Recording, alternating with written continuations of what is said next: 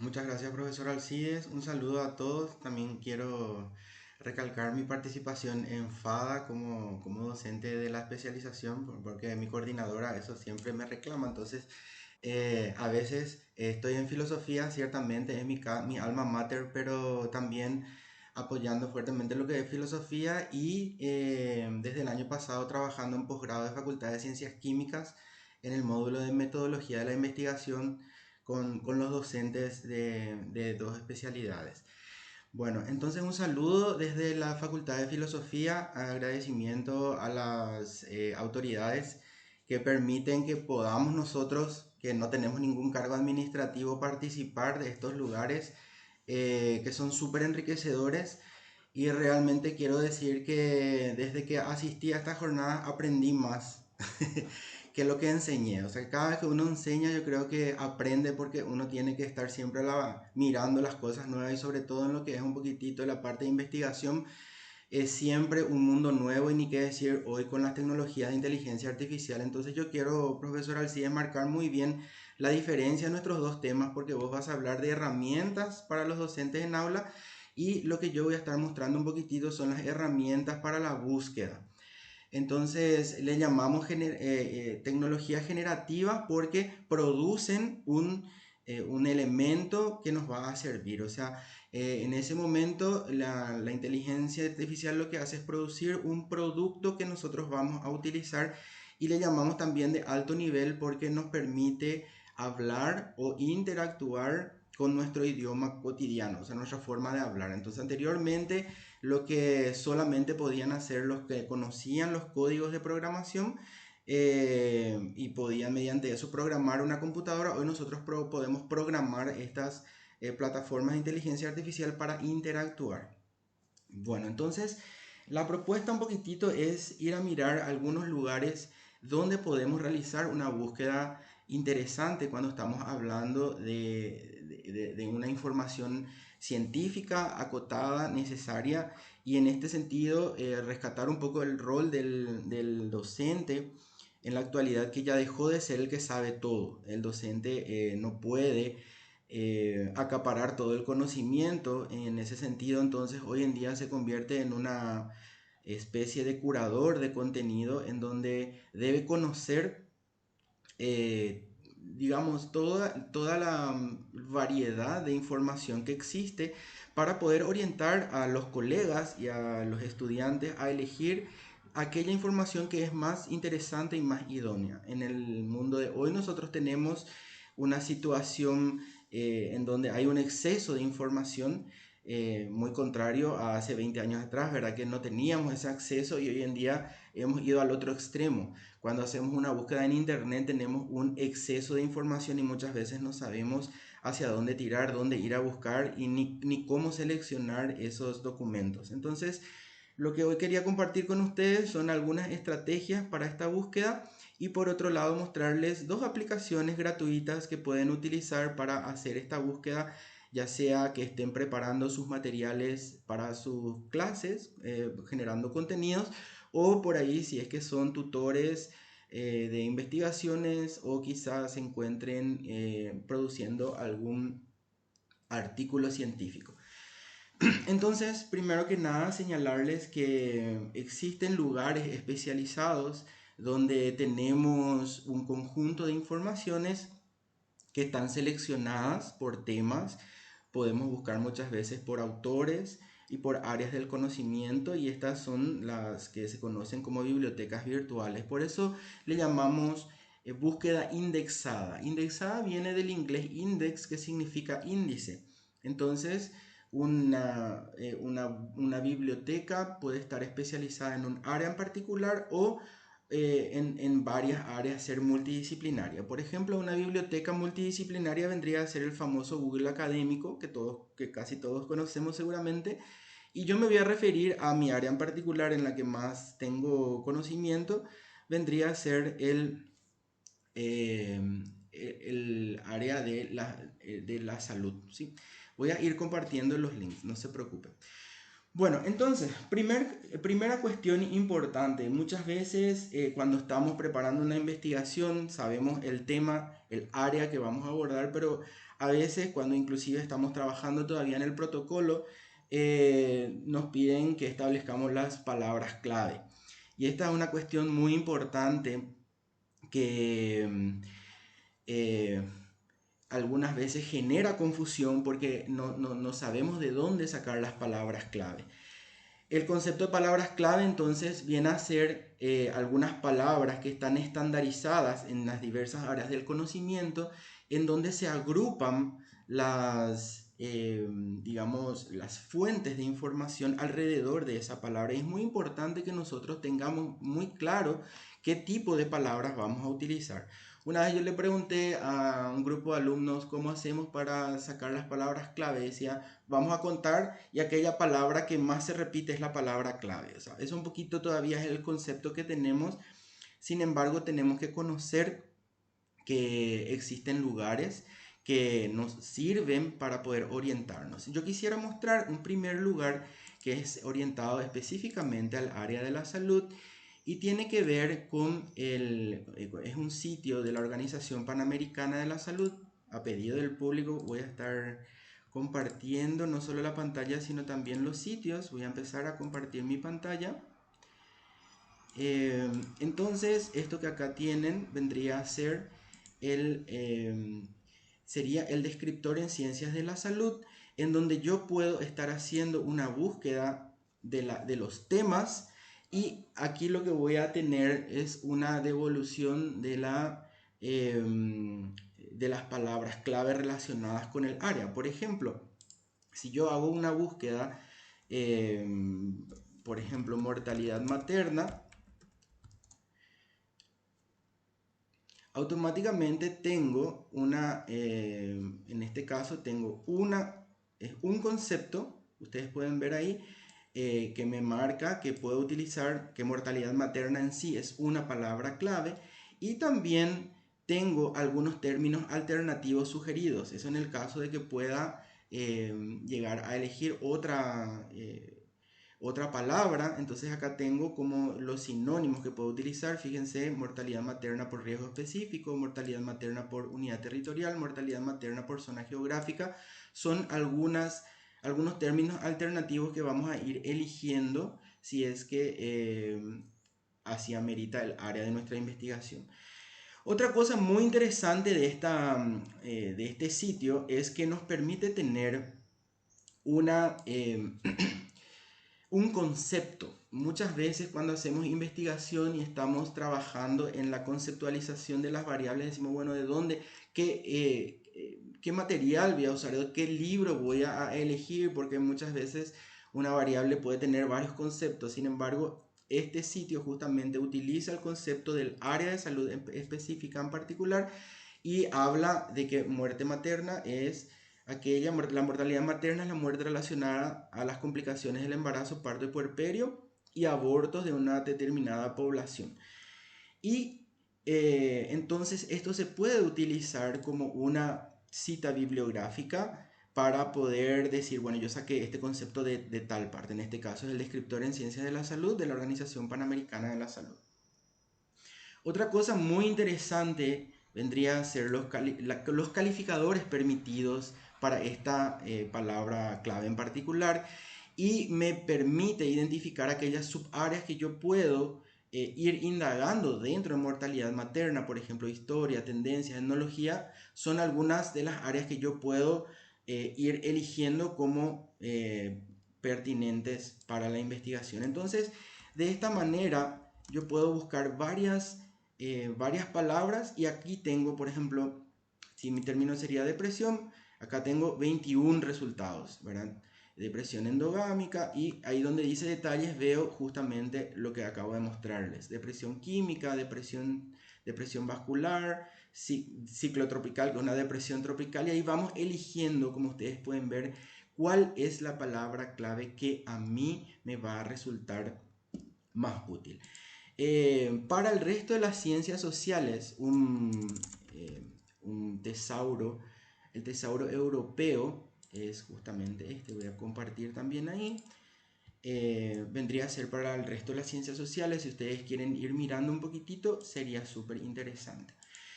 Bien, entonces también compartir con ustedes algunos sitios de búsqueda. Yo voy a utilizar uno de los más conocidos, que es justamente el Google Académico, y comentarles que a través de una búsqueda que nosotros hacemos dentro del Google Académico, ya tenemos un primer filtro muy interesante. Este primer filtro me va a permitir, yo acá abro el Google normal y hago una búsqueda, por ejemplo, de presión y parto,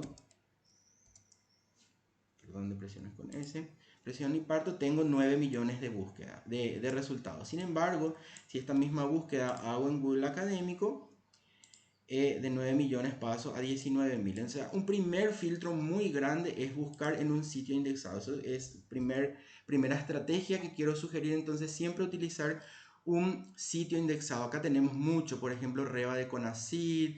Está el sitio Cielo, que es el sitio especializado en salud y en áreas sociales. Medline es para salud también. Y bueno, el conjunto de las revistas de Latindex, Scopus. Estas son, digamos, son sitios especializados que nos van a retornar las búsquedas con resultados por área, ¿sí? Entonces, esa es la primera recomendación. La segunda recomendación tiene que ver con el uso de las palabras clave. Ahora veo de dónde voy a sacar las palabras clave y entender que esta búsqueda que nosotros hoy hacemos de forma automática en realidad está operando con lo que conocemos como los operadores booleanos. Estos operadores se llaman booleanos en honor a George Boole, que fue el matemático que diseñó toda esta ecuación aritmética que nos permite hoy relacionar los términos de búsqueda. Y lo que nos va a ayudar es a poder justamente mezclar los términos de búsqueda para que nuestro resultado sea muy interesante. Entonces quiero explicar los tres más conocidos, cuatro en realidad, porque vamos a mirar las comillas cómo funcionan, pero sobre todo entender que anteriormente, cuando nosotros usábamos bibliotecas virtuales, teníamos que escribir los operadores booleanos entre las palabras. Hoy en día, esos ya están insertos dentro de los códigos HTML de las páginas y funcionan ya de forma automática. Pero para que entendamos nomás, yo aquí quería mostrarles eh, los más conocidos.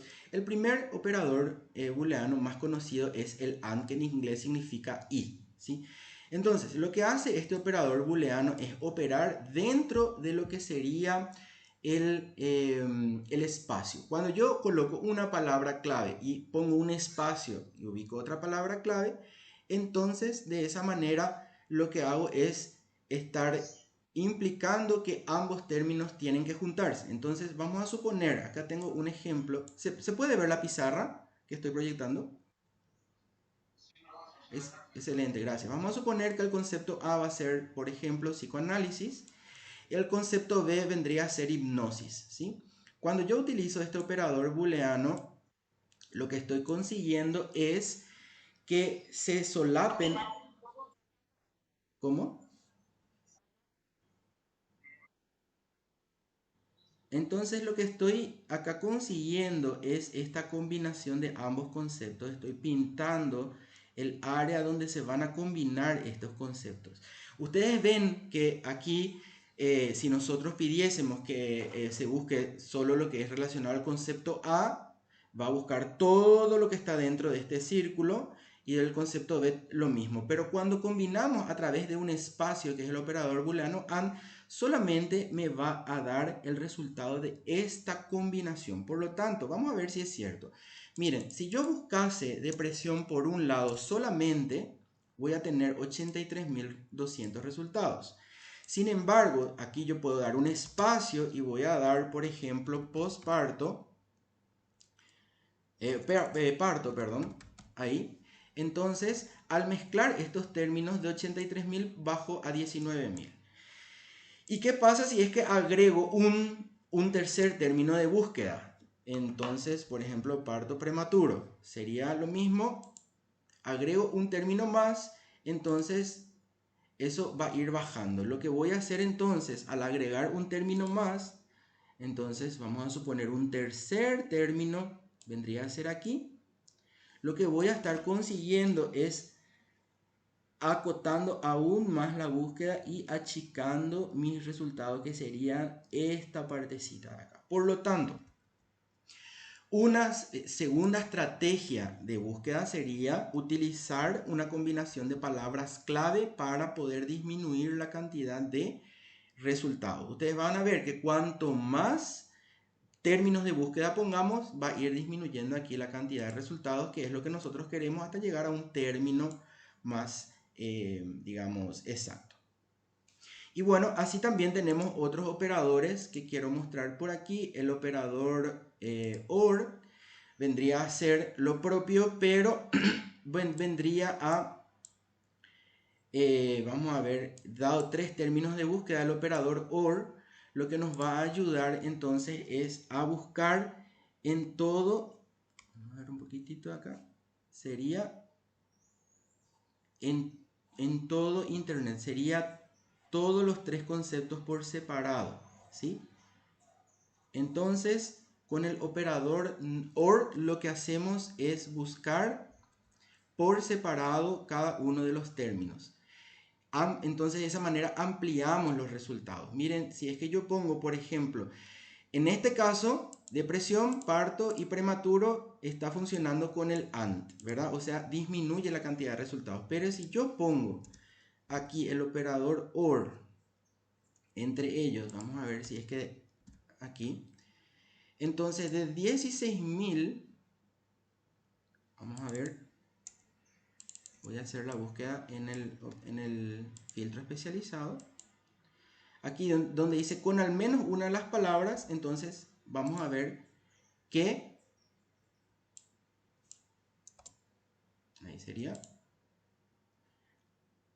aumenta 1.800.000. ¿Por qué aumentó? Porque buscó todo el concepto A por separado, todo el concepto B por separado y todo el concepto C por separado. Entonces, esta es una estrategia de búsqueda con el operador OR para aumentar. Y ustedes me dirán, ¿para qué queremos aumentar? Y hay veces que son muy escasos los resultados que tenemos con la búsqueda de nuestras palabras clave y por ende necesitamos aumentar los resultados. Entonces, esta sería una tercera estrategia en este caso para aumentar. Y por último, tenemos el operador, que sería el operador NOT, que lo que va a hacer es lo siguiente. Dado los tres términos de búsqueda, lo que va a hacer es segregar o va a eliminar el criterio del tercer término o lo que yo vaya restando, ¿sí?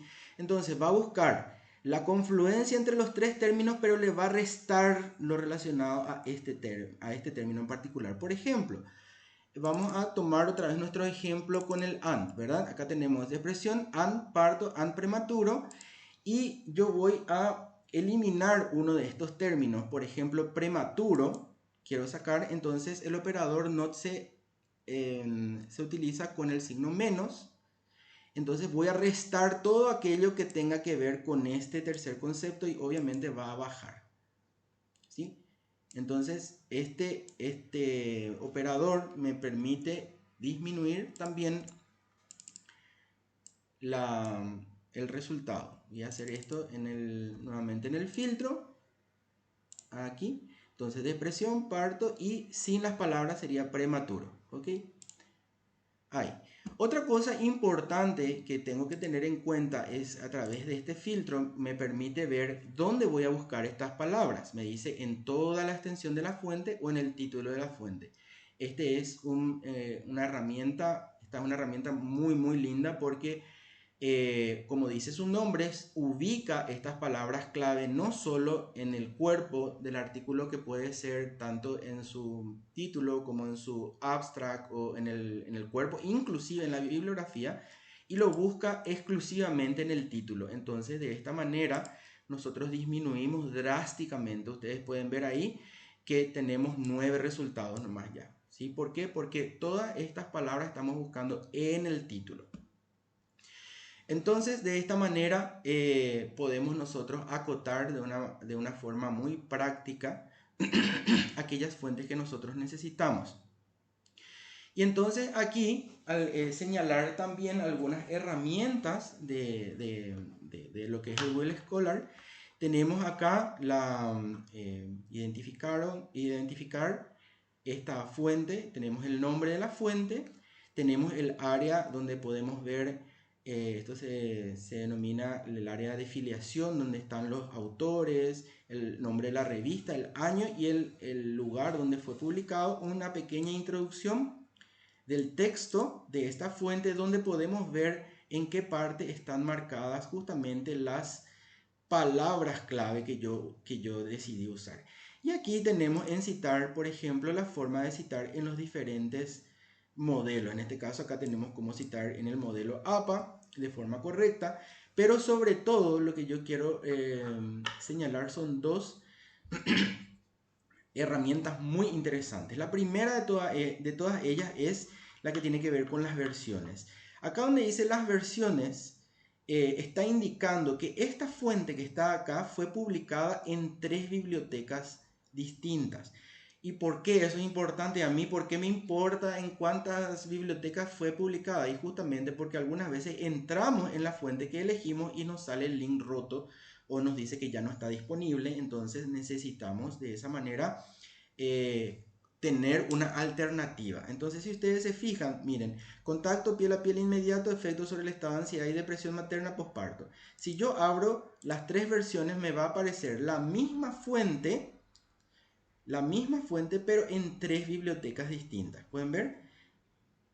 Esta es en una biblioteca, esta es en otra biblioteca y esta es otra biblioteca. Entonces, si en una no funciona, en otra me puede llegar a funcionar. Por eso es importante conocer en dónde puedo ir a encontrar otro espejo, o como dice acá su nombre, versiones.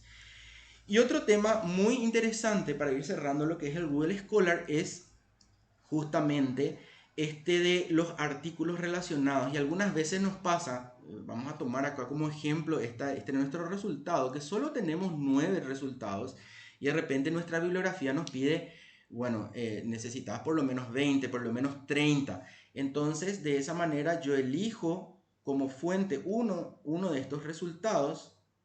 Si, por ejemplo, quiero elegir factores de depresión postparto en adolescentes con recursos económicos y bajos, y entonces ahí doy clic a artículos relacionados y voy a tener un conjunto muy grande de otras fuentes que tienen relación con estas, digamos, con estos términos de búsqueda. O sea, acá tenemos 100 nuevos resultados y todos están acotados a estos términos y a esta área del conocimiento. Entonces, esto nos puede servir.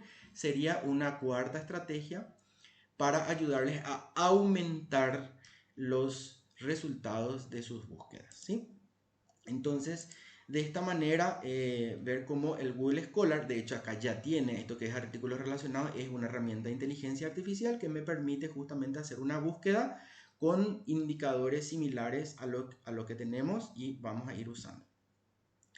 Entonces, otra herramienta interesante vendría a ser lo que conocemos como el SciSpace.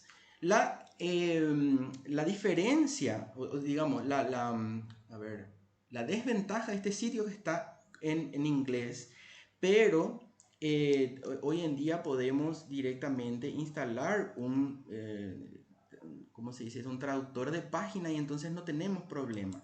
Pero al mismo tiempo, esta aplicación, si bien está en inglés, podemos programar que cuando conversamos con ella, esto se pueda tener como respuesta en el idioma español. Entonces, yo puedo hacer esta misma búsqueda aquí que acabo de hacer, por ejemplo, depresión y parto. Y aparte de funcionar como un buscador de sitios académicos, tiene otras características que quiero mostrarles porque me parece sumamente innovador. Acá tenemos entonces una cantidad interesante de papers. Ustedes ven que están en inglés, pero tenemos la descripción en español. Fíjense, acá tenemos cuáles son los aportes. Acá tenemos el listado, ¿sí? El listado de papers. Pueden ver el nombre de la fuente, pueden ver la cantidad de citaciones y pueden ver el PDF disponible y pueden también ver cómo citar. Ustedes pueden citar en pueden elegir cómo quieren citar y ahí le dan copiar y van a poder acceder a eso, a esa citación.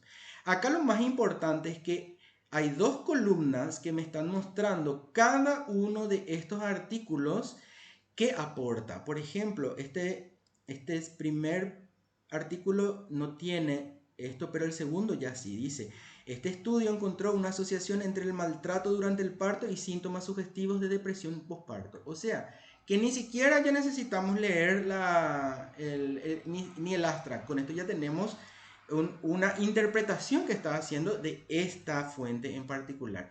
Y acá tenemos las conclusiones del estudio. Fíjense, el maltrato durante el parto se asocia con depresión postparto, bajo nivel socioeconómico, antecedentes, ¿sí? Entonces, de esa manera voy teniendo una descripción de cada una de las fuentes y voy a ver con esto, voy a poder seleccionar cuál es la fuente que yo estoy interesado en utilizar. ¿Pueden ver ahí? Pero esto va mucho más allá, por eso que a mí me pareció sumamente interesante compartirlo con ustedes hoy. Acá nosotros podemos agregar otras columnas para analizar de forma simultánea estas fuentes. Por ejemplo, yo puedo pedirle que me diga los resultados que tuvieron y los métodos que se utilizaron, y eso se va a agregar acá como una columna más, ¿sí? Fíjense, acá nosotros tenemos como una columna más. Ahí tengo los resultados, está totalmente en español, ¿sí? Fíjense, del artículo 1, el resultado: existe una correlación inversa entre experiencia del parto, el control durante el embarazo de un predictor y el método utilizado para el estudio: diseño transversal, modelado lineal, ¿sí? Entonces, de esta manera, esta es una herramienta sumamente interesante para una revisión sistemática, porque ustedes acá van a poder tener todos los criterios de elegibilidad, digo bien, para poder utilizar acá, poder seleccionar, bueno, quiero este, por ejemplo. Ustedes eligen con cuál van a trabajar, y dado el resto, entonces pueden empezar a interactuar con la inteligencia artificial. Acá yo seleccioné 3. Y antes de pasar, también les quiero mostrar lo siguiente. Cuando ustedes hacen una búsqueda, aquí ya tienen una pequeña introducción. Fíjense, la depresión puede asociarse, ¿verdad? Y le va poniendo acá, si ustedes ponen el cursor encima de los numeritos, las citas bibliográficas de cuáles de las fuentes estuvo sacando. Normalmente esto se distribuye a lo largo de esta introducción. Acá tienen una pequeña introducción.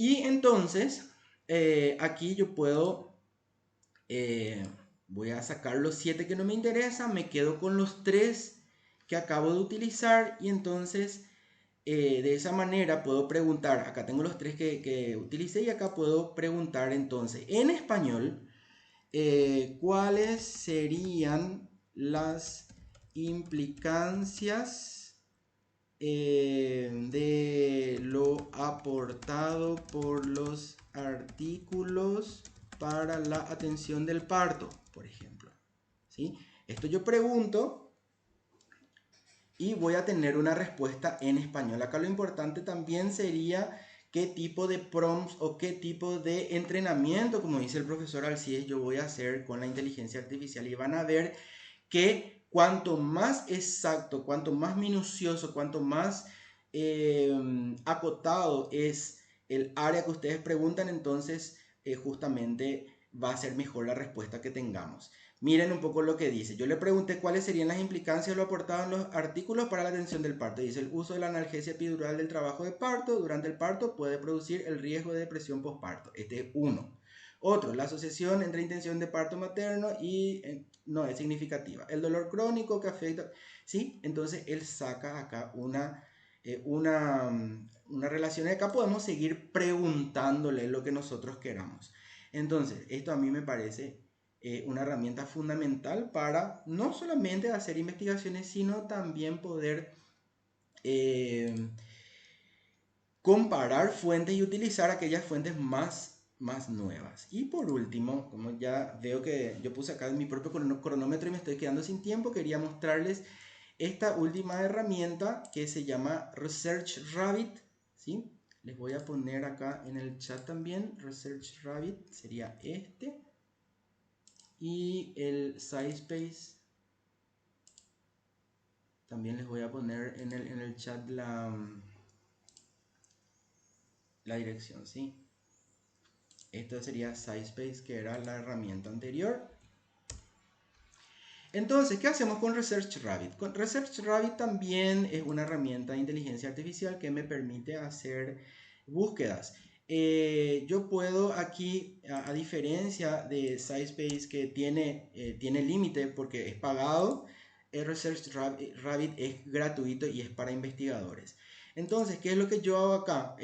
Puedo ir creando colecciones en línea. Por ejemplo, justamente voy a hacer una colección de depresión postparto. Entonces, dada esta colección, yo puedo ir agregando papers. Puedo buscar por título, o sea, por palabras clave, por DOI, que es el registro de los artículos científicos, o por palabras clave, ¿sí? Voy buscando eso. Entonces,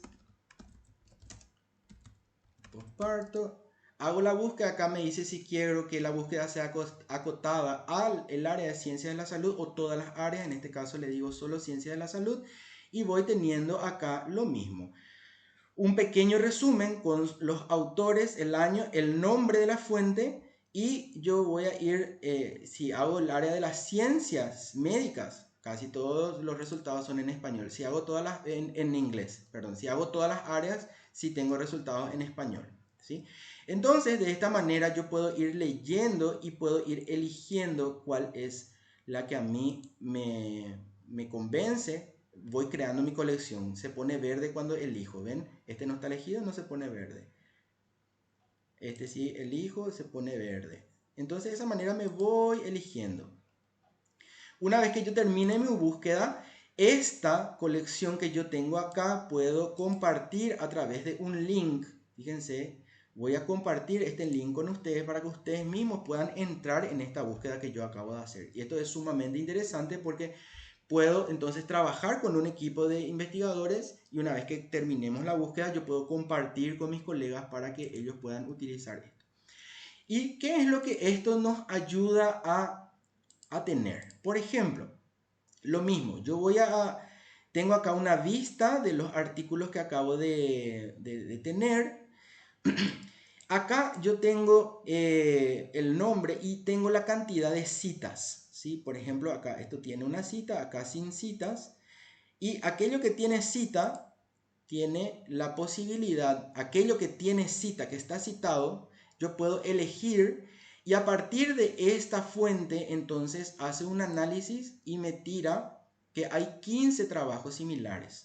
No sé si pueden ver ahí. Entonces, a partir de esta fuente que es eficacia de las intervenciones no farmacológicas en la prevención de la depresión postparto, yo puedo hacer clic en similares y tengo acá un universo de 15 nuevas fuentes que están en este mapa que pueden ver acá, a los que puedo acceder. Entonces, esto es para ir haciendo una búsqueda por temas relacionados cuando estoy trabajando mis antecedentes, cuando estoy trabajando también mi marco teórico, yo lo puedo usar a partir de aquí. También puedo buscar por autor, por los mismos autores, que se supone que un autor trabaja en áreas similares de conocimiento, o por autores sugeridos.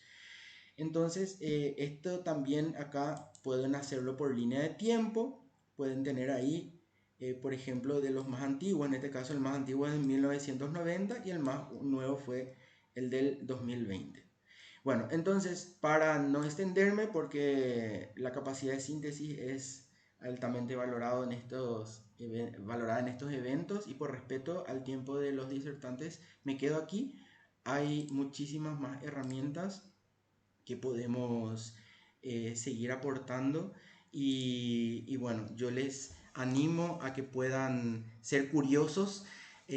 Nosotros tuvimos una presentación similar y yo traje hoy otras herramientas a las que presentamos anteriormente y ustedes ven que cada semana está saliendo cosas nuevas y entonces animarle a que sean curiosos, a que pregunten y a que compartan, porque yo creo que uno de los grandes cambios que estamos necesitando hacer es cambiar el paradigma de yo nomás sé todo o yo nomás trabajo al trabajo en equipo, y eso solamente va a ser posible en estos espacios. Así que agradezco muchísimo la oportunidad, el tiempo de ustedes y a los compañeros que siempre nos estamos estimulando entre todos para poder tener este tipo de experiencias. Muchísimas gracias y quedo atento a las preguntas.